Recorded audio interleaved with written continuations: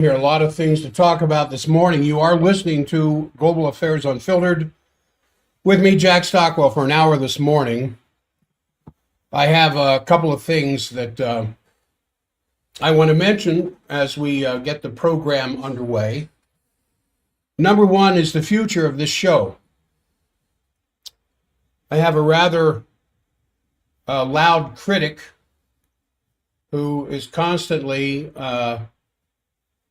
on my back about how my position of being somewhat critical of America's involvement with this Zionist regime in the Middle East, who has kept this genocidal action going on against the Palestinians for several years, as well as this constant need for the Zionist regime to expand their geography, and the power that this Zionist regime has over the Zionists in America, of which a large portion of our Congress, as let alone the White House, are Zionists, avowed Zionists. A lot of them have dual citizenship between the United States and Israel.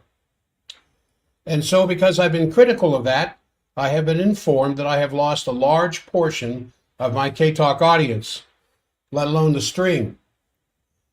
And that if I don't get back to sunnier days and happier messages, I will have no audience at all. Then there's the other half. Well, I don't know if it's a half or not. There's the other voice that says, why do you hold back? Why are you holding back, Jack? Come on, say how you really feel about these things, because we want to hear it. So here's my dilemma. I have some lifestyle changes coming up, and I have to decide whether I'm going to continue doing the show or not. It's that serious. And so I need to know. And the best way to let me know is through an email. jackstockwelloffice@gmail. jackstockwelloffice@gmail.com. Send me an email as to what direction you think I need to take. Now, I know what direction I need to, but I need to decide whether I'm going to do this anymore or not. And if I don't have an audience, what's the point? jackstockwelloffice@gmail.com. I need to know. All right. Now, does Iran have a nuke? That's the latest information out of Axios. It showed up over the weekend. Larry Johnson talked a lot about it. And it's very interesting how this is unfolding. Because apparently Larry Johnson was able to vet this to some degree. I do not have the intelligence sources that he has. But somehow, some third party has delivered a nuke to Iran with all the technology to use it. And they're not going to send it to Israel or anything like that. They're going to explode it somewhere in perfect representation that they have a nuke. Now, they're going to get out of the NPT first, the Non-Proliferation Treaty, which, of course, Israel never signed because Israel always said they didn't have any nukes. The best intelligence tells us they have anywhere from 3 to 400 nukes. And there has always been the worry or the threat that they would use one of these against Tehran. Well, Tehran apparently now has at least one nuke, and if they've got one, you can bet they've got a dozen. And they're going to explode this nuke somewhere to prove to Israel they have a nuke. And so they're not just going to be sending Khorramshahr missiles into Tel Aviv, taking out buildings. They have the ability to take out a lot more than that if this is true. Personally, if Larry Johnson says it, I think there's a lot of truth behind it, even though it was reported by Axios. So, to summarize what I just said, Apparently, Iran this week is going to get out of the Non-Proliferation Treaty. It's interesting that they signed it because they signed it under the previous Khomeini, who issued a fatwa back in 2003 that Iran will never, ever make a nuclear weapon. He's gone. There's a new supreme leader, Mujtaba Khomeini. Apparently, he's changed his mind because a third party has delivered. I know I'm repeating myself, but this is crucial for this week's history. Apparently, they have been delivered a nuke, and they have the technology to explode it. Hopefully, a very small one. Hopefully, not all that dirty. But you don't need a very big nuke to finish Tel Aviv or Haifa. And they're going to explode it to prove that they have it. For their last stance for the U.S. to get the hell out of the Middle East, pay them $5 billion in reparations as soon as possible, pull back the Israeli forces out of Lebanon, and get the Navy the hell out of the Middle East. Because they've had it. They've had enough. So, in the midst of all of this, just yesterday, Iran announced that it has suspended talks with the United States over ending this war in response to Israel's brutal escalation in southern Lebanon. Now, Israel has always said, well, whatever ceasefire, not treaty, but ceasefire agreement we have with Iran does not include Lebanon. And Iran, of course, has said the exact opposite. When we talk about a ceasefire, we mean ceasefire.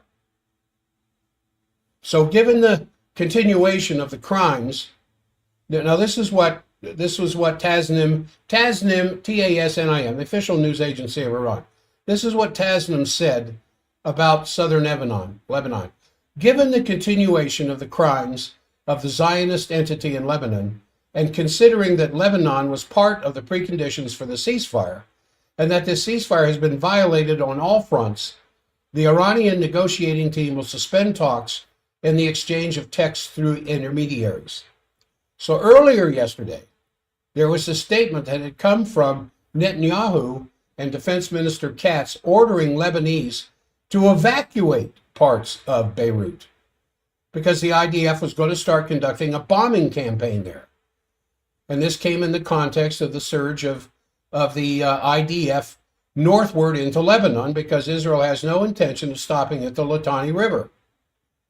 So within hours of this announcement out of Iran of suspension of the U.S.-Iran direct talks, which had been praised all weekend by President Trump, and rightly so, he was apparently prompted to get on the phone to Israel. He said, I had a very productive call with Prime Minister Bibi Netanyahu of Israel. There will be no troops going to Beirut, and any troops that are on their way have already been turned back.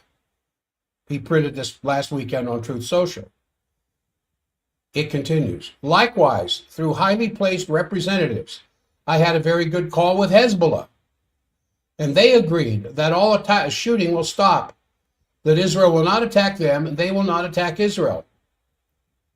Then after this happened, Netanyahu, according to Israeli media, then backed down from striking Beirut.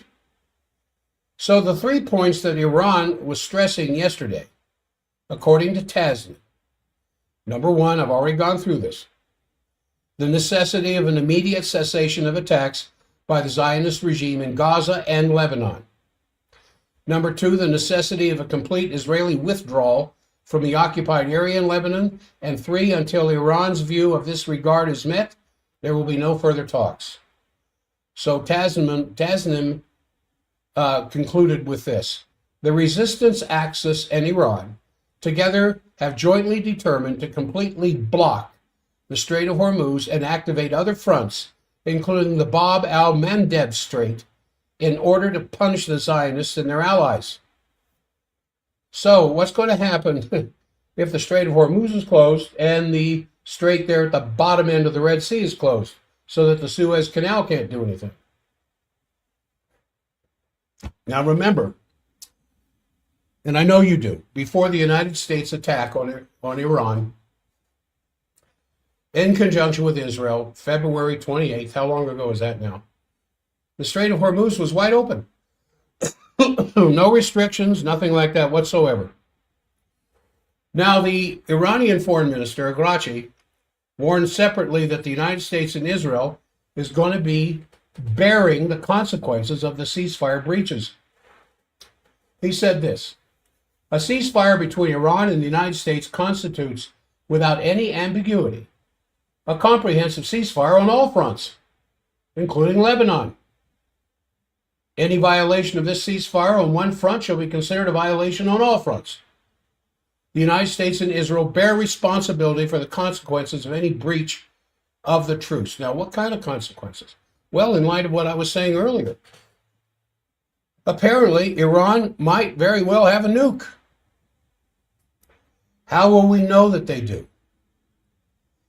Because they're going to get out of the Non-Proliferation Treaty. If they move out of that, I would not want to be living in that part of the world right now. So the earlier statement yesterday from Netanyahu and Defense Minister Katz had ordered the IDF to start striking targets in Beirut. They said there will not be a situation in which Hezbollah attacks our cities and our citizens, and its terrorist headquarters in Beirut, in Dahieh, remains out of bounds. We're continuing to deepen our operational activity on the ground in southern Lebanon and are eliminating Hezbollah strongholds. Hezbollah is on the run. We are determined to restore security to the residents of the north, just as we did for residents of the south. Are there any left? So Iran's military headquarters issued its own warning. Quote, Netanyahu, continuing his acts of aggression in the region, has threatened to bomb Dahieh and Beirut and has issued an evacuation warning to their residents. Given the regime's repeated violations of the ceasefire, if this threat is carried out, we warn residents of the northern areas and military settlements in the occupied territories, if they do not wish to be harmed, they should leave the area. So how long do threats like this go back and forth before the full consequences of what they're threatening show up? Now, Lebanon's health ministry said yesterday that the death toll from Israel's military campaign has climbed to 3,400 people, with over 10,000 people wounded between March 2nd and May 31st. And the latest figures come as Israeli attacks continue to hit civilian infrastructure across southern Lebanon that was reported by the Middle East Eye. And earlier, a strike near Hiram Hospital in the city of Tyre injured 13 members of their hospital staff, and the ministry said the attack caused serious damage to the hospital, which had already suffered damage at previous Israeli strikes. Because remember, that's one of the favorite targets of the IDF, is to destroy the hospitals. And so on the ground, no, I didn't just pull that out of the air. This is well established.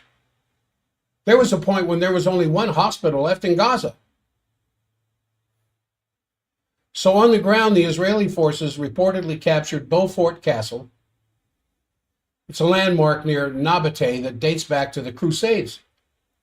And the capture of the medieval castle and ridge deepens the Israeli footprint now in a country beyond the demarcation known that was established earlier as the Yellow Line, which it established in April following the ceasefire.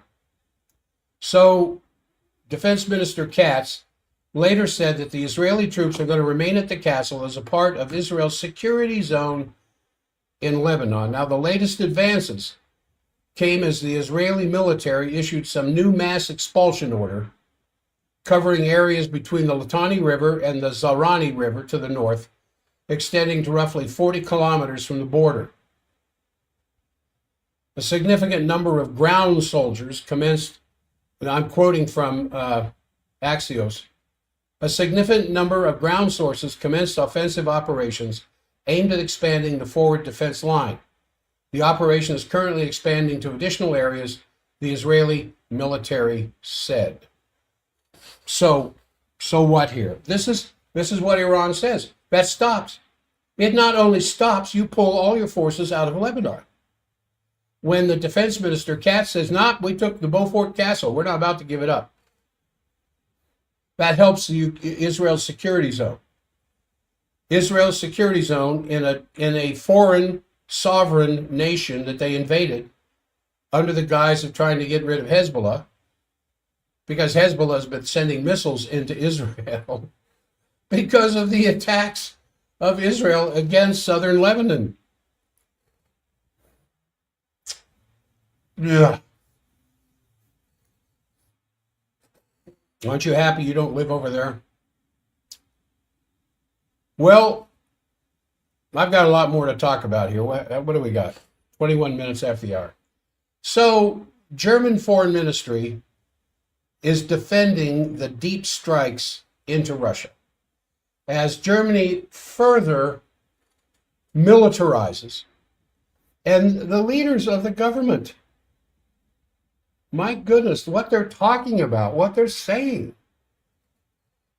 regarding the fact that Germany needs to get ready for war with Russia by 2029, and that the German-funded Ukrainian deep strike drones being used against civilian and military targets in Russia's hinterland has been such a successful effort on the part of Germany's return to militarism. I mean, this is insane, especially after what Russia did in return for the murder of those school teachers by all of the armament that was sent into Kyiv. I mean, how dense does anybody have to be to not understand what's going on here? Well, it's a situation where Germany is continuing to become a target. Now, what is happening in Gaza? And what is happening in Iran? And what is happening in the Ukraine? And what is happening in the Sudan are just expressions of the same criminal spiderweb. It is Marco Rubio praising Western history in its colonial dimension here recently in Munich, concluding that its supremacy, Western supremacy, has to be expressed through force. It's kind of like when Charles III and Benjamin Netanyahu receiving lengthy applauses, standing ovations in the U.S. Congress, one displaying a map of Greater Israel, and the other one asserting that American independence was inspired by ideas of British origin. And there was some British thought, obviously, that affected the American founders. Oh, excuse me. But there was a lot of French and German thought that influenced the founders of the American experience. But Charles saying there would not have been a reunion, a revolution, had there not been British thought to inspire it. And then having Trump's spiritual advisor, Paula White. Have you heard her proclaiming that God blesses those who wage a just war by assassinating civilians and the leaders of the Iranian enemy. And so what you have growing here in America is very representative of early 1930s in Germany. A new fascism. We have a new fascism beginning here, whose source is British imperialism and the principle of might makes right, the principle of ruling through fear.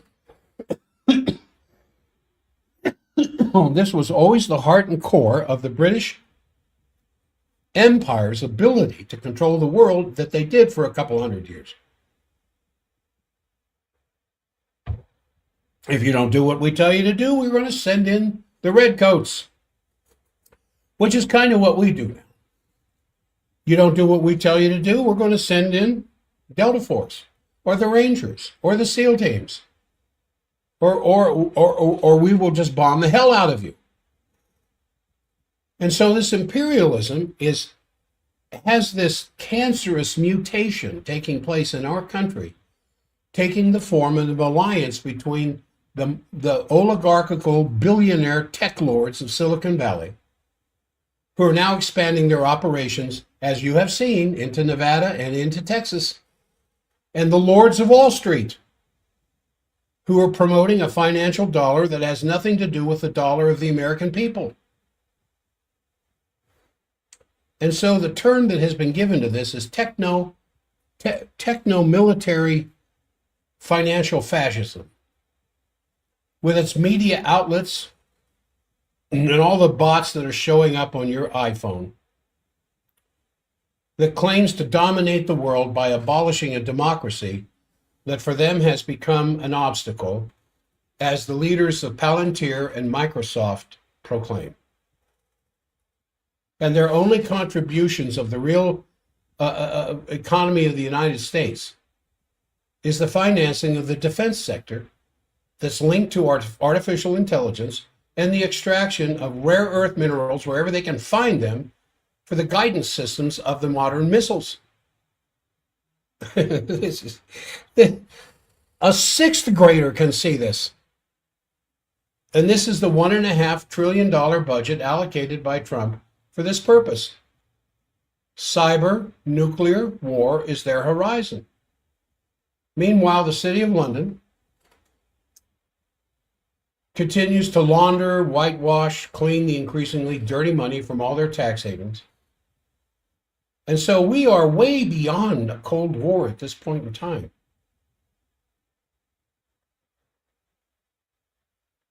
Now, I want to point out just three things. The first is to emphasize that this system, linked to all the war crimes that are going on, the IDF's policy of assassinating the enemy. You know, if you're going to go to war, go to war. The object of war is the annihilation of the enemy, not the continuation under the control of the military-industrial complex that doesn't quite win anything. It just keeps the flow of weapons coming and the ever-increasing debt of the government that supports it. So it's kind of like a mafia-style organized crime system. It functions as an instrument of the destruction of life and for war against the people. In this sense, you know, what is out there in your face is always a distraction. The Epstein case is a distraction. As bad as the Epstein case is, there's worse things behind it. And it's merely the tip of this iceberg. And the second point is that this is not necessarily the inevitability of the Western dynamic. I mean, on the contrary, it is a betrayal of the best that the West has ever brought to the world. It's a metastasis that we have allowed to grow in our country, and which now has taken control of the whole body as the metastasis is systemic. So this destructive system is not based on the consent of the governed, not anymore. It's on a systematic violation. It is the law of the strongest, the true face of what the West has called the rules-based order. We make the rules, you will fall in order, or we will bomb you. No longer partners in developing mutual benefit of resources, the mutual benefit of highly trained, educated labor. Now it is the coming together of colonialism, the organization of modern day slavery, which we have on this planet, the money laundering governments, the local mafias, the banking firms, the transnational corporations who have no allegiance to the countries in which they live. Their only allegiance is to the plundering of the common good with complete impunity. Have you seen anybody go to jail over Epstein yet? Have you seen anybody go to jail over the Russiagate? You're not going to, because they're all part of the same game. They have their own rules. They have their own financial hitmen that are tasked with enforcing them, as John Perkins so clearly spelled out in his Confessions of an Economic Hitman. I remember having him on the show. I had him on the show twice promoting his book. The book showed up in the mail at K-Talk. I'd never heard of John Perkins. I certainly have heard of the way these corporations work in securing their financial interests in these foreign countries that they invade. But I'd never heard of him. Then I read the book. I couldn't put it down. So I got to get him on the phone. I got to get him on the phone. I got to get him on the radio show. And this organized financial capitalism has its own rules that it follows with impunity, regardless of international law, regardless of national law in which these corporations are based. They have a very lavish lifestyle. They contribute to the financing and the corruption of the political parties and the leaders that are positioned to keep the system going. In fact, that's what makes the system, which is favorable to them, running smoothly. I mean, its law is the widespread theft of the fruits of human labor that you see going on in sub-Saharan Africa. You see it going on in Middle America. You see it going on in South America. You see it going on to some degree in Indochina. Though more and more nations are banding together through the global South, moving towards BRICS to get out from underneath this imperialist thumb. And it just leads to increasingly widespread corruption. It's not only individuals who cheat the system's rules who have to be targeted here. The entire globalized system that has this mafia-like organization from top to bottom. And only the momentum of what is coming out of BRICS can possibly curb and put an end to the system. And this is what Charles III was praising in his appearance before the U.S. Congress. The Ivory Coast leader, I can't think of his name, who was accused of corruption, once declared on his country's television that he was indeed corrupt. He admitted it. But to change things, he had to target the system of the corruptors by becoming corrupt himself.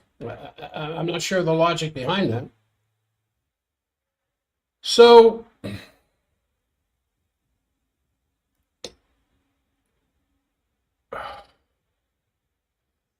on the occasion of our 250th anniversary coming up here pretty soon, of our independence, not the 250th anniversary of the American institution. That came later. America as an institution defined by the Constitution really wasn't such until the states ratified it. And there were different periods of time there in the late 1880s or 1780s and different things taking place at different times. So we kind of focus on the revolution because that's kind of when it began. That's when they threw down the gauntlet. And so here with the 250th anniversary of our independence, the two fundamental points here. The first is that the founders of our country rebelled against British colonialism, and it is this liberation that must be celebrated as soon as it will be by all of our friends, all of our comrades, all of our comrades in arms, and the establishment that the United States of America was not a fundamentally Anglo-Saxon country, but a nation that freed itself from British colonial occupation and at its very core became a melting pot of immigrants who came here after a better life and human dignity. And the interests of the British imperialism has always sought to reoccupy this country. They tried it militarily in 1812. And then following that failure, the British Empire imperialism has continued through cultural and financial forms, culminating today in this, what I referred to earlier as techno-military financial fascism, which acts as the occupying power in this same republic. They have you by the short hairs. They couldn't do it through military. They tried, 1812, they tried during the Civil War to militarily retake the United States. Oh yes, that was the power behind the southern states. The southern states couldn't have been as successful as they were without the British Army. The British Army wasn't fighting. The British Army and the British Navy were supplying gunpowder, cannons, cannonballs, muskets, all the artifices of war that were necessary for the South. And only because, the same thing happened in World War II, only because of the overwhelming number of the Northern troops was the North finally able to defeat the South. Oh, there were a few genius moves, and there were a few moves, especially at Gettysburg, that almost by accident turned the course of the war. But it was the overwhelming outnumbering during a war of attrition of the Northern troops. Same thing in World War II. Just as more and more troops came in from the United States, finally overwhelming a superior army. The German army was very superior to ours. Even Eisenhower said that.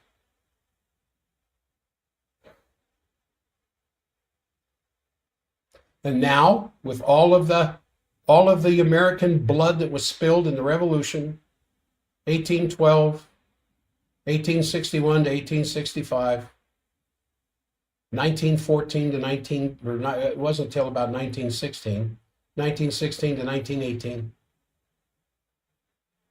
1941 to 1945, and the various other types of things that we got involved with, Vietnam, Iraq, Afghanistan, and now Iran, and all that shedded blood. What we have today is British imperialism controlling this country. So we have to change the way we think. We are enduring what is not only a war against people, for the criminal oligarchy is, by its very nature, Malthusian,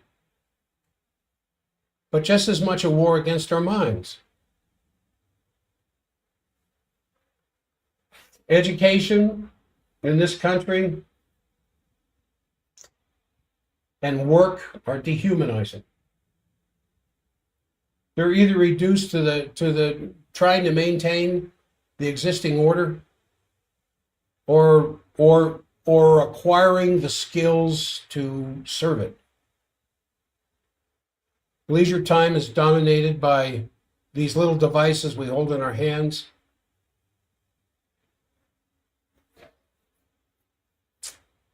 Artificial intelligence isn't a threat because it would replace humans, as some idiots say. including the dominant billionaires around Trump, it's limited to processing existing data. That's the problem with AI. It can lower us to a level by keeping us at a stage of logical perception without expressing the creative capacity that lifts us up to a higher cultural level of existence, by giving us everything we want to keep us hooked. The ultimate circuses.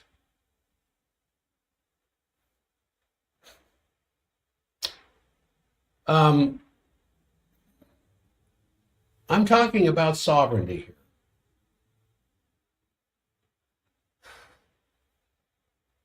How far do I want to go with this?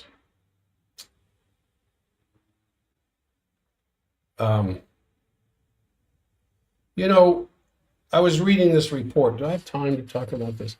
I was reading this report about this growing concern over carbon dioxide in the global climate, which is basically the question of what they call greenhouse gases, as if cows are the only animals that fart.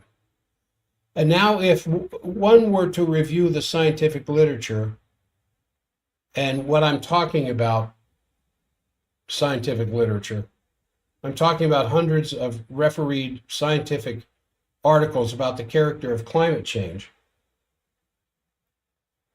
and how it has manifested itself over not only thousands of years, but hundreds of thousands of years and millions of years, we would come up with an explanation that certainly includes carbon dioxide. But there's a lot of other important effects that simply aren't discussed or even being considered at this time. Let me be specific. We know that the distance between the Earth and the Sun changes over a 2,000-year period by about 600,000 kilometers. Now, this is not the only orbital change that's important, but I'm just referring to the short times of thousands of years in which we call the current Holocene.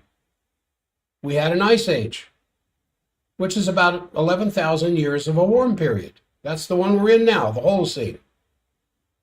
Prior to the Holocene, we had an ice age. So only 11,000 years ago, the Earth suddenly warmed up. And how do we know this? The ice record. You go to where the glaciers are, you drill down in several hundred feet, pulling out tens of thousands of years of ice, and you analyze the gases that are in this ice, the dust particles that's in this ice, and you get a pretty good idea what happened thousands of years ago, especially when you get the same picture over the whole Earth. So only 11,000 years ago, the Earth, I know this is not feeding into the fear of Iran testing a nuke. I just found that I think this is interesting. So only 11,000 years ago, the Earth warmed up. And during this interval, we have seen this oscillation in the temperature, higher and lower, due to 2,000-year cycles, where the Earth is slightly closer to the sun, and then slightly more distant from the sun. And right now, we are in a period of warming. And that period of warming will probably continue to 2600. What is it right now? 2126. For another 500 years, the Earth is going to continue to warm up because we're slowly getting closer to the sun in this 600,000 kilometer swing. And then after that happens, it'll start to move away with being closer, further from the sun. And the distance will increase, the Earth will become cooler. There is no carbon dioxide catastrophe in this role. Carbon dioxide plays a role, but it's not. All of the scientific evidence does not indicate a carbon dioxide catastrophe. And so we're seeing changes in global temperature. It really is happening.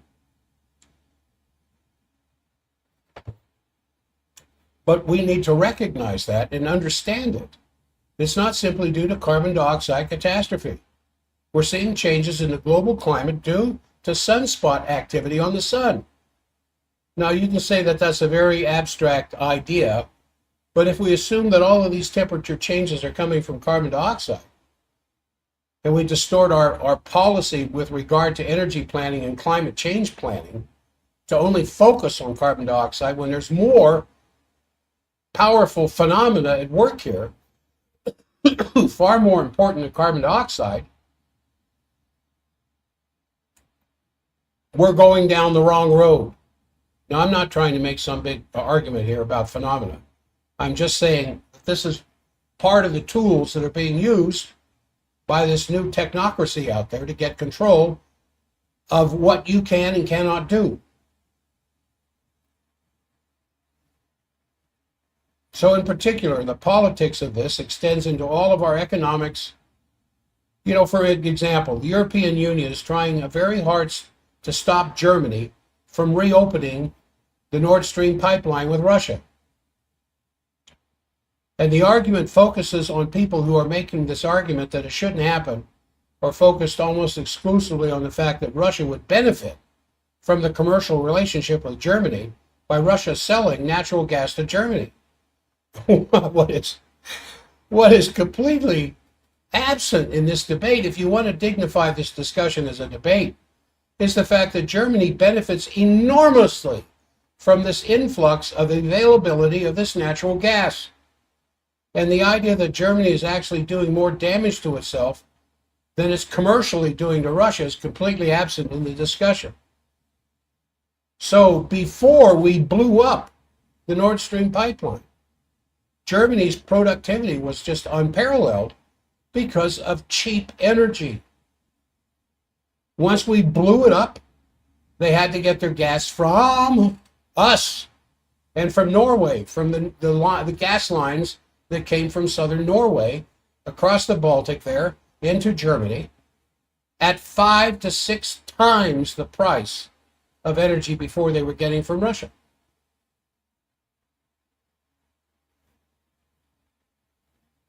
And they're debating whether or not they should reopen the pathway of cheap gas. Well, you just kind of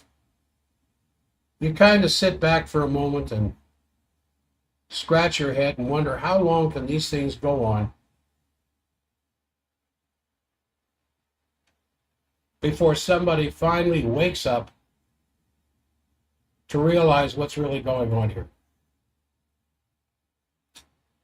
Now,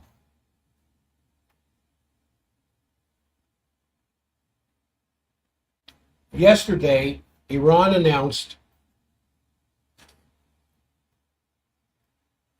that it has suspended talks with the United States over ending the war in response to Israel's brutal escalation in southern Lebanon. They said, given the continuation of the crimes of the Zionist entity, we are suspending all talks. So what we are left with here is a situation where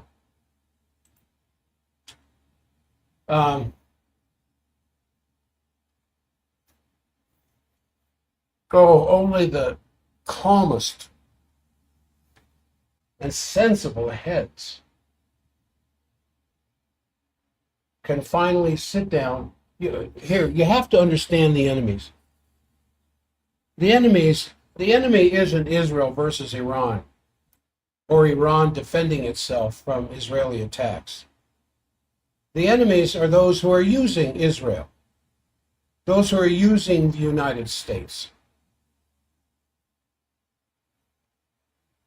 to achieve their territorial gains. And what is really important to these technocrats now are these rare earth minerals, because you cannot have sophisticated guidance systems in these missiles that can be launched over several thousand miles and hit targets within a matter of yards And here we have the United States who, under Reagan, tried to become the light on the hill for other nations to come to and see what a free nation with a productive economy can give not only to its citizens, but to the rest of the world, as these other nations would copy what we were doing and free their own people from poverty and ignorance. And as I was saying, yeah, hello from Canada. Well, thank you. Thank you very much. Well, hello to you, Canada. I was going to talk about Canada's militarization that's going on, but I don't think I have time for that. Carney is almost following the model of Mertz. Why would Canada need to militarize when Canada knows that we would protect them with every last man that we have, just as if we can protect Israel with every last man that we have? Why wouldn't we protect Canada? Okay, that's a story for another show. Do you remember the Barbary Pirates? Do you remember Jefferson sending the Navy to get rid of them? Do you remember the Emir in Morocco holding American diplomats prisoner, and Teddy Roosevelt sending warships to the coast of Morocco? Give us back our men, or we will blast you to kingdom come. So that we could open up free navigation, we could open up free trade, we could open up and defend the sovereignty of all these nations who use the seas for their transport. And as I said yesterday, and I know this upset somebody,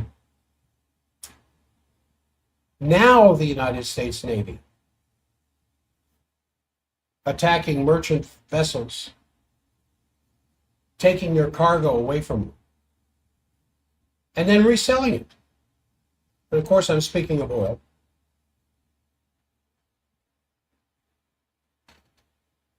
The United States, of course, is not alone in this ruthless expediency of pushing forth its foreign policy.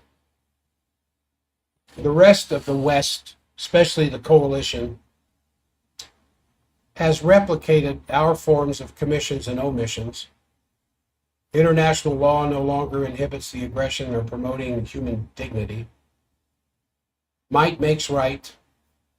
Back in 416 BCE, Athens famously set aside its respect for democracy to argue that the strong do what they can and the weak suffer what they must. I think that defines Marco Rubio and Hegseth. Old Pete. With all these institutional checks on arbitrary and capricious behavior by the strong men because they believe in might makes right, that we are, every morning we wake up, if we can't remember the past, we're condemned to repeat it. Yeah, the artillery place in Sault Ste. Marie, that's part of it. But internal, up to date, of missiles and several other things. I don't have time to get into that right now. But there is a militarization of Canada taking place. But in 1925,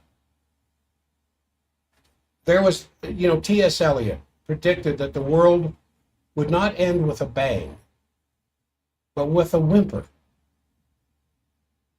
And as the world order we knew is dying, there are many whimpers, and so far, no bang. But we certainly are working on our way towards one. I can't help it if this hurts. But the United States has abrogated every one of its armed control agreements, including greatly increasing the potential for war to escalate into a nuclear exchange. The Russian Federation is under pressure to respond with nuclear weapons to NATO and the EU proxy war in the Ukraine. China is building a massive nuclear arsenal to counter possible American intervention in its civil war with the authorities in Taiwan. What kind of suffering? A nervous breakdown. And what is the cure for this? What is the cure for what's going on? Where's it going to come from? I mean, we're beginning to see some possible answers in this Judeo-Christian Islamic prophetic tradition. Ideas can become actions that improve the world. Those who speak truth to power are vindicated when their considered judgments start to gain some traction and move societies toward justice, as is representative, for example, the increasing number of people in this country who no longer support the genocide or are becoming aware of the genocide in Gaza. Of the youth, college-age youth, more than 50% now reject our concurrent policies with the Zionist regime. And so brave women like Francesca Albanese, defying the contemporary hear no evil, see no evil, that leads to the indifferent dehumanizing of human beings. And then Pedro Sanchez, as I was talking about yesterday, of Spain, refusing to cooperate with the evil the Western nations in Europe are doing against the Ukraine and against Russia. The world's peoples, northern, southern, eastern, western hemispheres, want honest government whose policies follow the golden rule. We don't want regimes that contradict it by practicing exploitation, cruelty, or moral indifference. And in many countries, these privileged elites that have estranged themselves from you and me are under mounting criticism and pressure to reform. And brave gatherings like this Schiller thing in Berlin this last weekend, with several names attending this who are on the hit list, the murdering hit list of the Nazi regime in Kyiv, coming out in the public, bringing forth reason, curbing the excesses of this financial theft of the poorer nations. We need better leaders than we have. But history teaches us that good ideas have a way of finding men and women eventually to implement them. And I consider it an honor to be a part of this, to participate in this through the modality of K-Talk Radio and through the stream. And so it says, Merlin's back. That's a good name. Coming to a round table of honor to find the master tone. That's beautiful. Thank you, Canada, for being a part of the show today. I lived in Canada for 2 years on my LDS mission in Ontario. Loved it. Just loved Canada. Loved the Canadian people, of which I'm 25%. My paternal grandfather was Canadian. All right, it's coming up to Lowell's time. I still have one spot open this week at the discounted price for new patients. You have to call 801-523-1890 to get scheduled. That doesn't cost you anything. Consultations are free. But we're still having a lot of fun. Although there's going to be some changes coming to my schedule, you might want to take advantage of this soon. I will be back tomorrow with a health show for 2 hours. It is now 9, so I need to stop this recording and save it, and then I'm going to disconnect so that Lowell can take over. You have a good show, Lowell. We will be listening, and then I'm going to end the stream. Thank you for those who take the time to listen on the stream. Again, I'll be